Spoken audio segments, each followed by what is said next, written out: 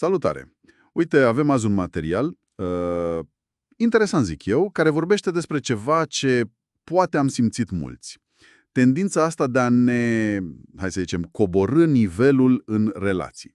Știi? Adică, în loc să ieși dintr-o situație care nu-ți mai priește, parcă alegi cumva să te ajustezi în jos, să fii mai puțin tu. Și cred că miza discuției noastre de azi e să înțelegem de ce facem asta. Textul sugerează că, la bază e o frică. Da, frica să nu pierzi legătura, conexiunea aia. Exact. Chiar dacă, prețul e să te cam pierzi pe tine în proces.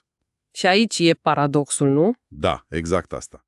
Pui în balanță durerea aia, poate imediată, a unei rupturi, să zicem, cu o durere care, zice textul, e mai tăcută, mai adâncă.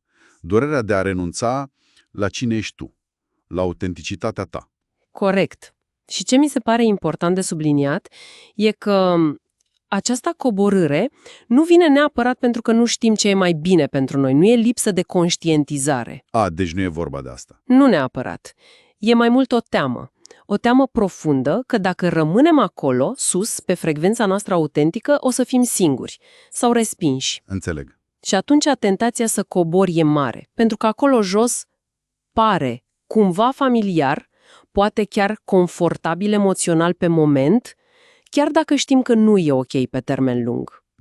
Da. Familiaritatea aia în ceva ce nu e neapărat bun e puternică ideea. Și textul dă și exemple, nu? Destul de clare. Da, foarte concrete. Lucruri de genul, poate dacă vorbesc mai blând o să înțeleagă. Sau când nu spui tot ce simți. Mai bine tac să nu sperii persoana. Exact. Practic ne ajustăm. Ne tăiem bucățele din noi, cumva. Ne îndepărtăm de vibrația noastră, așa zice textul. Și e foarte adevărat. Ok, deci asta e problema. Care ar fi alternativa? Păi, alternativa e evident. Să alegi să rămâi sus, pe frecvența ta, autentică. Sună bine, dar... Dar nu e ușor. Textul e sincer aici. Recunoaște că la început spațiul ăla poate părea gol. E o liniște acolo. O liniște care poate speria. Da, poate fi derutantă. Poți simți că parcă nu te mai vede nimeni sau nu te mai înțeleg cei din jur. E ca și cum ai vorbi altă limbă. Și e nevoie de curaj să stai în liniștea aia, bănuiesc. Să nu te grăbești să umpli golul cu... Exact, cu compromisuri. Să stai acolo. Dar care e beneficiul până la urmă? De ce ai face efortul ăsta? Păi, pe termen lung, perspectiva se schimbă. Așa reiese din material.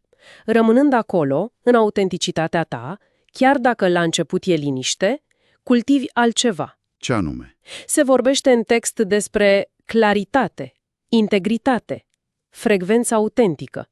Practic, te solidifici, te aliniezi cu tine.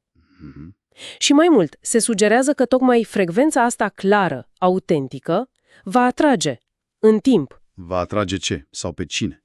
Conexiuni mai potrivite. Oameni care nu se sperie de liniștea ta sau de cine ești tu cu adevărat. Oameni care rezonează. Asta sună încurajator. E un mesaj nuanțat, mi se pare. Pe de o parte înțelege de ce am vrea să coborâm. E firesc, cumva. Da, validează impulsul. Dar apoi te invită, dar poate azi e ziua în care rămâi?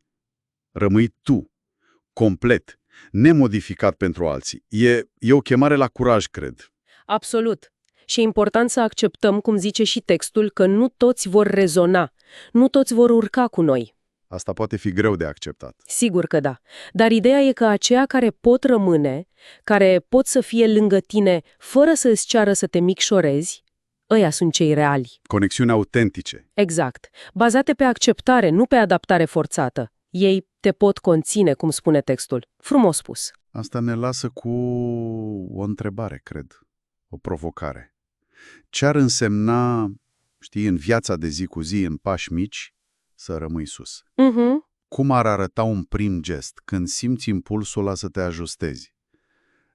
Ce ai putea face diferit? Poate doar să observi impulsul, pentru început. Să nu acționezi imediat pe el. Să stai puțin cu disconfortul. Și să ai încredere, cum zice textul, că cine-i pregătit va urca. Da, exact. Să avem încrederea asta, chiar și când e liniște. Merită reflectat. Suntem oare dispuși să riscăm liniștea aia de început pentru ceva mai real? Rămâne de văzut.